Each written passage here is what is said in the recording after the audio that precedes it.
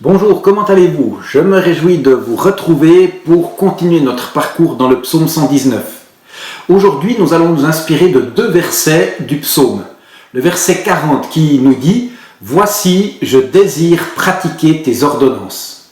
Et puis le verset 166 où le psalmiste dit « J'incline mon cœur à pratiquer tes statuts ». Le psalmiste ne veut pas seulement écouter la parole de Dieu, mais il veut la pratiquer. C'est la pratique de la parole qui va révéler au monde sa valeur. C'est quand je vais la voir mise en œuvre que je vais voir qu'elle est réellement une parole capable de changer les contextes, les situations de vie, ma propre vie. Imaginons que nous ayons dans les évangiles uniquement les paroles de Jésus, mais sans que ces actes nous soient rapportés. Imaginons que Jésus n'ait fait que parler sans pratiquer lui-même ce qu'il enseignait. Eh bien, je suis presque sûr qu'aujourd'hui, nous aurions oublié ces paroles. Probablement qu'elles ne seraient même peut-être jamais parvenues jusqu'à nous. Les gens de l'époque auraient eu affaire à un beau parleur, à un magnifique discoureur, un excellent théoricien, mais en aucun cas quelqu'un qu'il vaut la peine de suivre et même de suivre jusqu'à donner sa vie. Si les disciples ont suivi Jésus jusqu'à effectivement donner eux-mêmes leur vie pour plusieurs d'entre eux, c'est parce qu'ils ont vu quelqu'un qui faisait, qui pratiquait ce qu'il enseignait. Imaginons que nous ayons juste cette phrase de Jésus. « Aimez vos ennemis et bénissez ceux qui vous persécutent. » Mais qu'en même temps nous ne sachions rien de sa mort injuste sur la croix, des tortures qu'il a traversées, et que ces dernières paroles sur la croix, entre autres, « Père, pardonne-leur car ils ne savent pas ce qu'ils font », ne soient jamais parvenues jusqu'à nous. Imaginez que nous ne sachions rien sur la manière dont il a empêché la lapidation de la femme adultère, ou sur le fait qu'il conserve la guérison à 9 lépreux, guéris miraculeusement, qui ne viendront même pas lui dire merci. Croirions-nous qu'il soit aujourd'hui possible de donner sans attendre quelque chose en retour? Pour Jésus, la parole se résume en 2 axes. Premièrement, aimer Dieu de tout son cœur, de toute son âme, de toute sa force, de toute sa pensée, et aimer son prochain comme soi-même. Et tous les actes de la vie de Jésus transpirent de cette réalité. Jésus croit non seulement à ses paroles, à la valeur de ses paroles, mais toute sa vie, il va pratiquer, vivre de la réalité de cette parole. Écouter la parole sans la pratiquer, c'est comme manger sans bouger. Et il semble que c'est assez déconseillé. Cela peut même devenir dangereux pour notre santé. L'Écriture dit que la connaissance enfle, fait grossir, mais la connaissance que Dieu te donne et que tu utilises à bon escient va développer ta musculature spirituelle. Quand tu n'accumules pas seulement des connaissances sur la parole de Dieu, mais que tu travailles à la pratiquer, tu préserves la qualité de ta vie et tu es rendu capable d'aider ou de soutenir d'autres.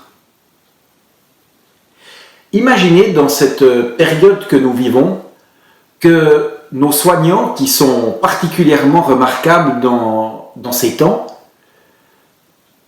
que nos soignants actuels se soient contentés de suivre des cours de médecine et de lire des livres de médecine.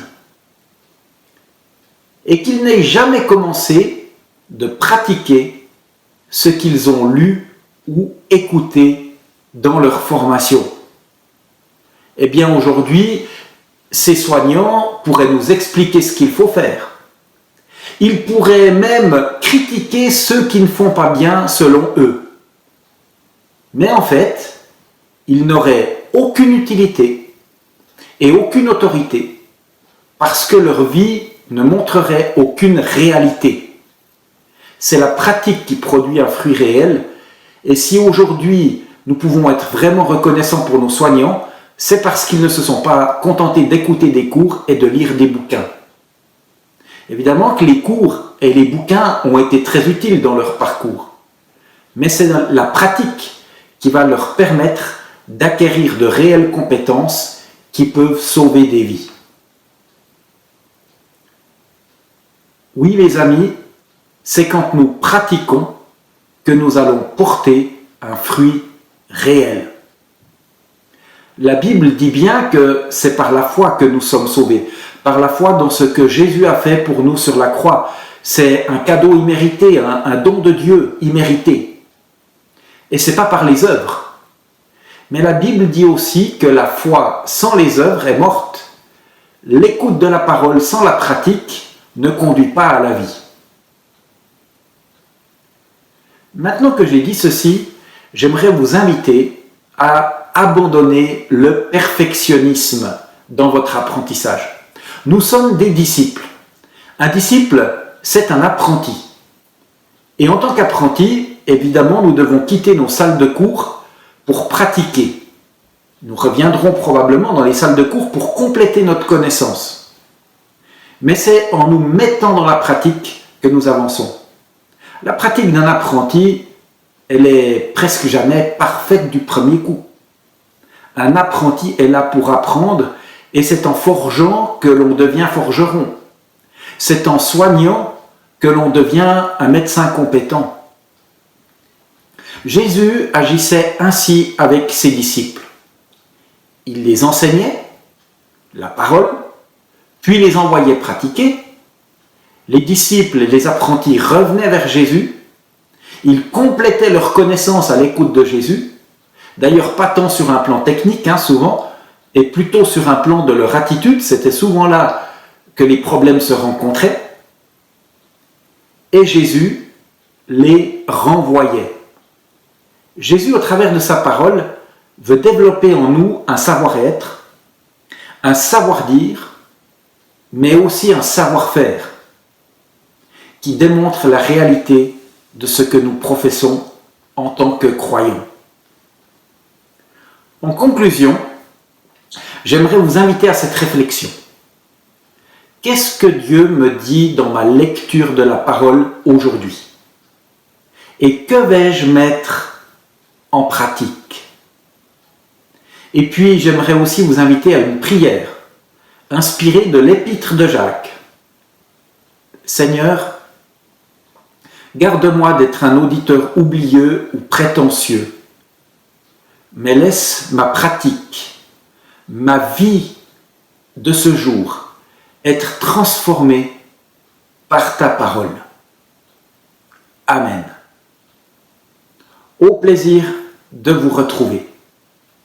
Bonne journée à chacun et à chacune.